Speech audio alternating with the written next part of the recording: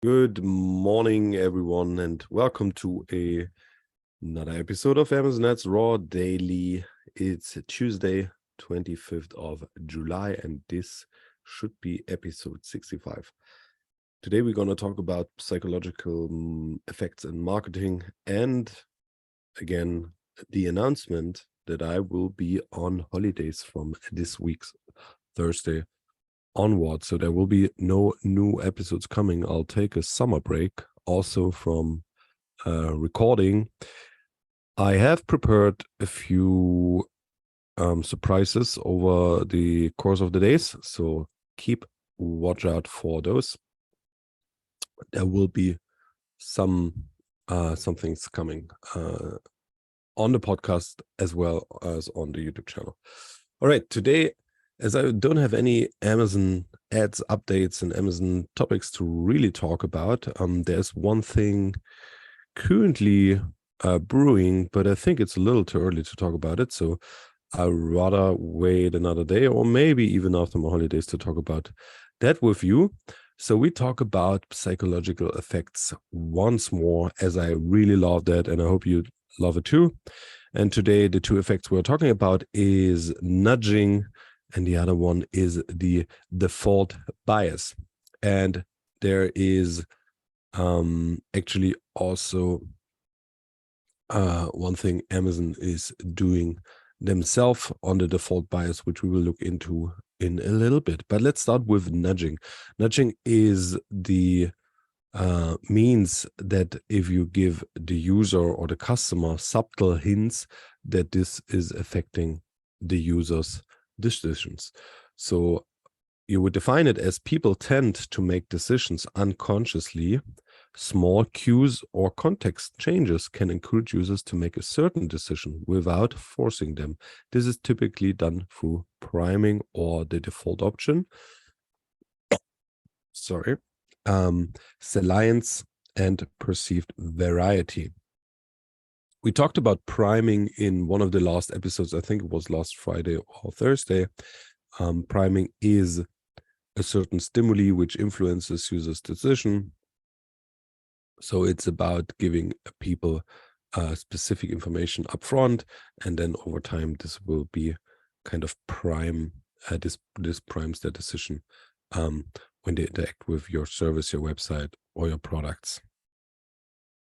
And nudging is kind of the follow-up from that. So as an example, let's take the Airbnb example here, for example.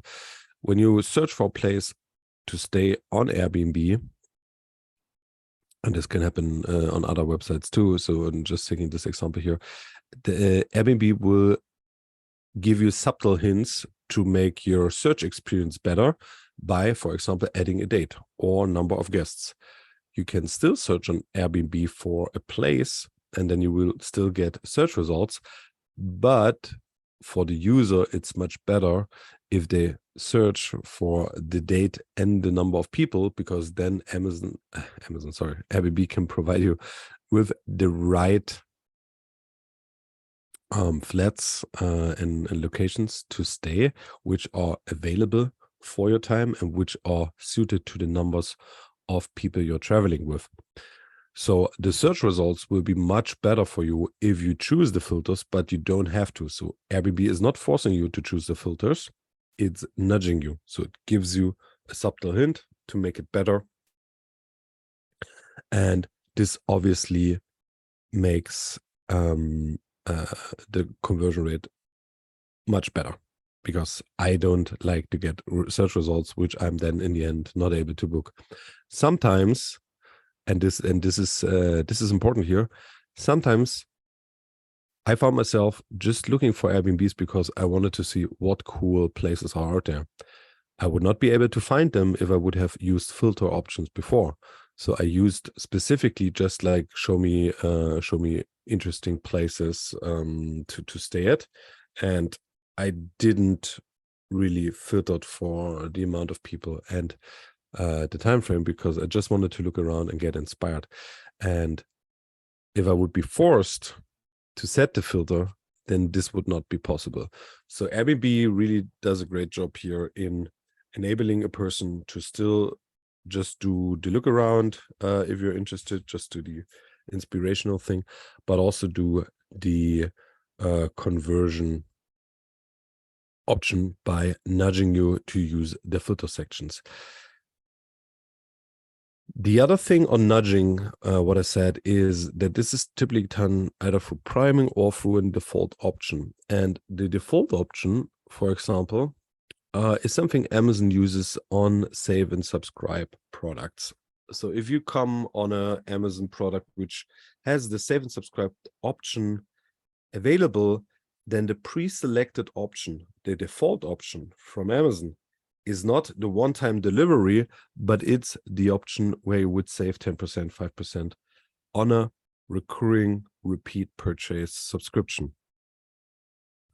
This is a subtle hint from Amazon. Hey, choose this option because it will save you some money, and it's therefore the default option from Amazon, and the person actively has to change that in order to not save money, but only buy the product once. So yeah, the default bias or the default option comes from the psychological effect default bias, and this psychological effect says that users tend not to change an established behavior. So once it's established, they tend to not change it unless the incentive to change is compelling. So people will be more likely to stick to the default situation presented to them. This is also called status quo bias, and it's a powerful actor when trying to change behaviors. And as I said, on Amazon, the default purchase option on these subscriptions is usually the recurring purchase. But there's much more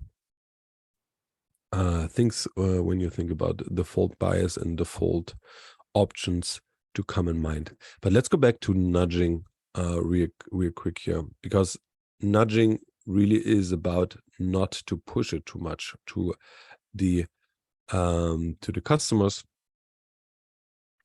And in case of filters like the Airbnb example, maybe there's two more additional ideas we can talk about, and it's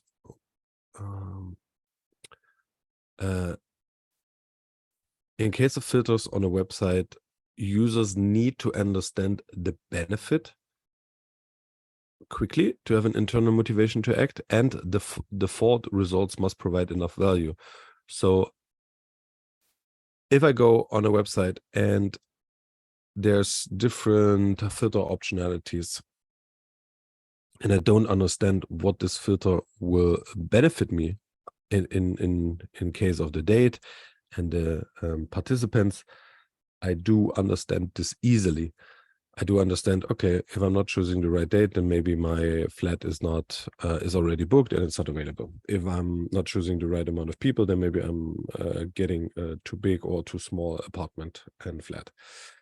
But if you offer filters where the people do not understand the benefit quickly enough, then eventually they will not use it, and then this is not good.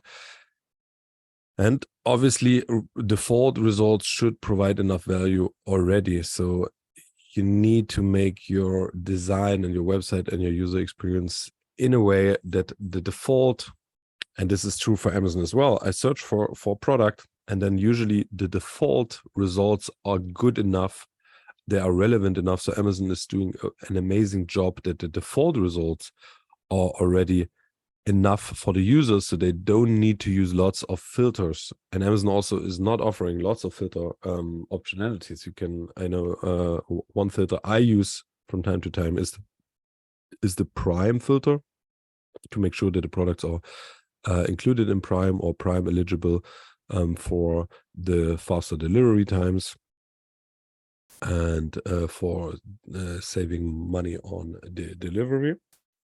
And other than that, eventually sometimes I'm using like the rating filters, but I'm not using lots of filters, and that's because default results are usually providing enough value for me.